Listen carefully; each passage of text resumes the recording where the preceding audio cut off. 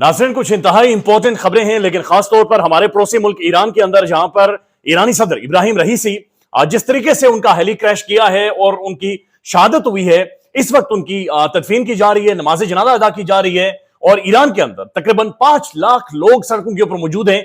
इंतहाई अफसोसनाक वाकया है और एक और वीडियो सोशल मीडिया पर सर्कुलेट कर रही है जहां पर ईरानी सदर की अंगूठी, और इस अंगूठी की भी बड़ी इंपॉर्टेंस है। इस अंगूठी के बारे में कहा जा रहा है कि जब इनकलाब आया था ईरान के अंदर और आयतुल्लाह अली खुमैनी ईरान के अंदर आए थे, तो उस वक्त उन्होंने ये इब्राहिम रईसी साहब को दी थी। लिहाजा इस अंगूठी को भी देख लें। ये कहा जा रहा है कि जहाज के मलबे से मिली है और इसकी वीडियो भी मैसिवली सोशल मीडिया पर सर्कुलेट कर रही है।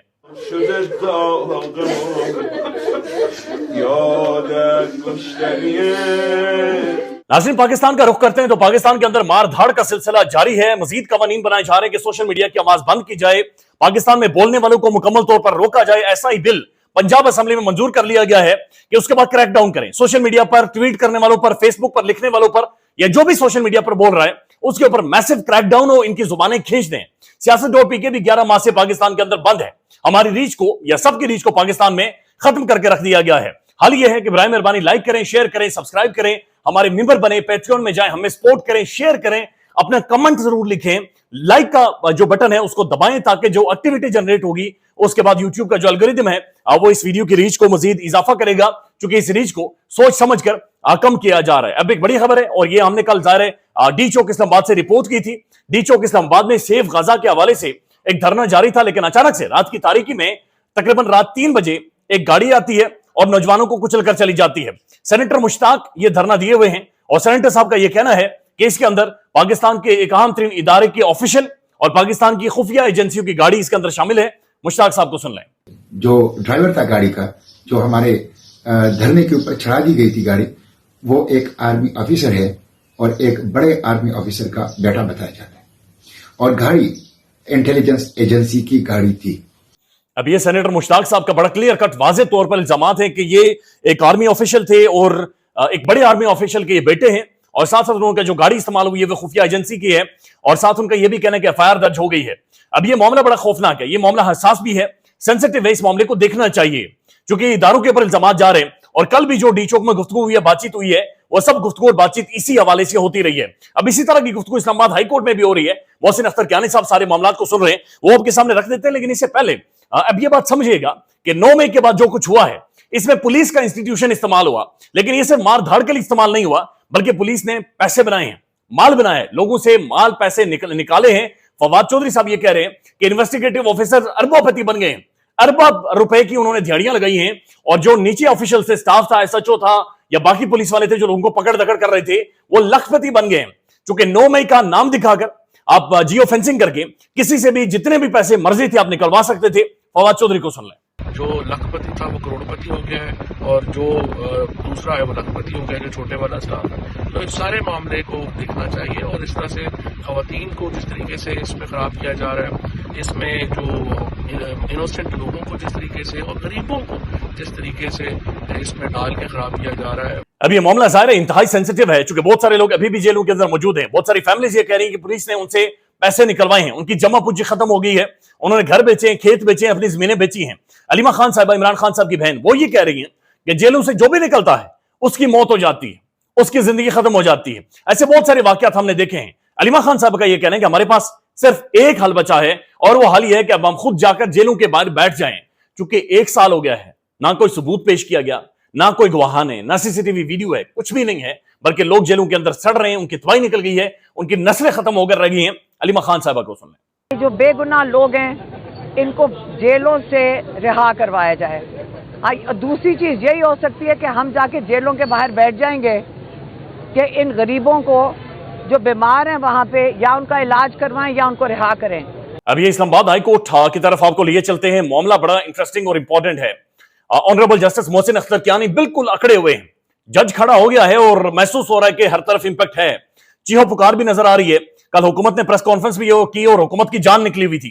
यानी बड़ी बदकिस्मती है इस मुल्क की कि वजीर कानून आकर ये कहते हैं कि जी मोहसिन अख्तर कियानी साहब ने जो रिमार्क्स दिए हमारा दिल दुखा है। एक नौजवान उठाया गया, नौजवान गायब हो गया, उसकी फैमिली रुल गई है, उसके ऊपर हुकूमत का दिल नहीं दुखा, लेकिन जस्टिस साहब के रिमार्क्स के ऊपर दिल दुखा है। लापता कश्मीरी शायर अहमद फरहाद उठा लिया जाऊंगा जो नज्म है ये उन्होंने लिखी है, اب یہ بڑا انٹرسٹنگ معاملہ ہے اور خوفناک معاملہ ہے.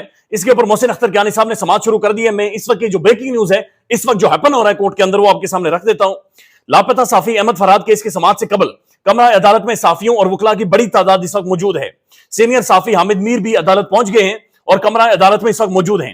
لاپتہ صحافی احمد فرحاد کیس جسٹس محسن اختر کیانی نے سماعت شروع کر دی. اب یہ محسن اختر کیانی صاحب, بابر ستار صاحب, یہ جب کرسی پر آ کر بیٹھتے ہیں تو سامنے کھڑے ہوئے جو لوگ ہوتے ہیں یا بڑی شخصیات ہوتی ہیں, ان کی ٹانگیں کانپتی ہیں, لٹرلی ان کے پاؤں کانپ جاتے ہیں جو یہ ججز آ کر بیٹھتے ہیں. اٹارنی جنرل نے لاپتہ صحافی احمد فرحاد کو بازیاب کروانے کی یقین دہانی کروا دی. آپ نے یہ یقینی بنانا ہے کہ اس شہر میں کوئی بھی شخص اغوا نہ ہو. آپ کا بیان اثر رکھتا ہے. محسن اختر کیانی کا اٹارنی جنرل سے مکالمہ, اگر احمد فرحاد ریکور نہ ہوئے تو یہ ریاست کی ناکامی ہوگی. آپ مجھے کچھ وقت دیں, میں آپ کو یقین دلاتا ہوں کہ میں احمد فرحاد کو ڈھونڈ کر نکالوں گا. کل عدالت میں بیان دیا گیا کہ ISI کے پاس احمد فرحاد نہیں ہے. ماضی میں بھی یہی ہوا ہے کہ ایجنسیز بیان دے دیتی ہیں اور پھر مغوی ISI اور MI سے ریکور ہوتا ہے. ایمان مزاری جو وکیل ہیں, ایڈوکیٹ ہیں, اور ان کا بھی ایک بڑا کلیدی کردار ہے. جب بھی کسی کے پاس ظلم ہوتا ہے, زیادتی ہوتی ہے, یہ سٹینڈ کرتی ہیں, کھڑی ہو جاتی ہے. معاملہ اسد طور صاحب کا ہو, معاملہ مطیع اللہ جان صاحب کا ہو, یا پھر اب یہ معاملہ احمد فرحاد صاحب کا ہو. اٹارنی جنرل ریاست اور ریاستی اداروں کو ریسکیو کر رہے ہیں. احمد فرحاد جلد گھر واپس پہنچ جائیں گے. جسٹس محسن اختر کیانی کا ایمان مزاری سے مکالمہ کہ وہ جلد پہنچیں گے اور یقینی بنائیں گے کہ وہ جلد اپنے گھر میں پہنچیں. ہم نے ماضی میں دیکھا ہے کہ لاپتہ افراد پر تشدد کیا جاتا ہے, پھر ان کی مسخ شدہ لاشیں برآمد ہوتی ہیں. ایمان مزاری اس کیس میں نوبت یہاں تک نہیں آئے گی, آپ فکر نہ کریں, وہ گھر آ جائیں گے. جسٹس محسن اختر کیانی صاحب نے کہا اٹارنی جنرل ریاست اور ریاستی اداروں کو ریسکیو کر رہے ہیں. احمد فرحاد جلد گھر واپس آ جائیں گے. آپ بالکل اس کی پرواہ نہ کریں اور ہم اس بات کو یقینی بنائیں گے. ہم آپ کے بیان کو اہمیت دیتے ہیں. محسن اختر کیانی, مجھے 2-4 دن کا وقت دیں. اٹارنی جنرل پھر بولے ہیں, آپ ریاست کی گارنٹی دے رہے ہیں. جسٹس محسن اختر کیانی, پہلے سے 6 دن گزر چکے ہیں. ایمان مزاری, اٹارنی جنرل یہ کہہ رہے ہیں کہ 2-4 دن اور دیں. محسن اختر کیانی صاحب یہ کہہ رہے ہیں کہ آپ ریاست کی گارنٹی دے رہے ہیں, اور ایمان مزاری صاحبہ یہ کہہ رہی ہیں کہ پہلے سے 6 دن گزر چکے ہیں. 6 دن سے کوئی تفتیش ہوئی, کیا تفتیش ہوئی ہے اور ان کو ڈھونڈنے کے لیے کیا اقدامات کیے گئے ہیں؟ یا یہ ایجنسیز کہتی ہیں کہ ان کے پاس نہیں ہے, تو پھر انہوں نے ٹریس کر کے پتہ لگایا ہے. ایمان مزاری, آپ کے پاس 4 دن ہیں. جمعے کو 11 بجے آ جائیں اور ظاہر احمد فرحاد کو لے کر آئیں. ریاستی اداروں کو چاہیے کہ اس بچی کے سر پر ہاتھ رکھیں, ان کو دھمکیاں مت دیں. اب یہ بچی وہ والی بچی ہیں جو کہ احمد فرحاد کی بیوی ہیں. انہیں احمد فرحاد کے اپنے نمبر سے کال کی جاتی ہے, ٹیلی فون کال کر کے انہیں دھمکایا جاتا ہے, ڈرایا جاتا ہے اور کہا جاتا ہے کہ آپ اپنی درخواست واپس لے لیں, آپ اپنی بات چیت ختم کریں اور آگے بڑھیں. اب ایک اور خبر, اور یہ خبر ابھی آ رہی ہے, اقرار الحسن صاحب کی گاڑی کے اوپر حملہ ہوا ہے اور یہ بڑا خوفناک قسم کا حملہ بتایا جا رہا ہے. ARY رپورٹ کر رہا ہے کہ اقرار الحسن پر گجرانوالہ میں مشتعل افراد کا حملہ, گاڑی کے شیشے توڑ دیے, معمولی زخمی ہو گئے. مشتعل افراد پیر حق خطیب کے حق میں نعرے لگا رہے ہیں. حملہ کرنے والے افراد اقرار الحسن کے خلاف اور پیر حق خطیب کے حق میں نعرے لگا رہے ہیں. یعنی پیر حق خطیب جھف شف والی سرکار, جنہیں بے نقاب کیا, جنہوں نے ایک جھانسا دے کر ایک عوام سے مال بنایا, پیسے بنائے, کروڑوں روپے بنائے, انہوں نے ان کے بارے میں کہا جا رہا ہے کہ اقرار الحسن کے اوپر انہوں نے حملہ کروایا. ٹیلی ویژن کے اوپر اس وقت بھی یہ ساری خبر چل رہی ہے اور سارا معاملہ رپورٹ ہو رہا ہے.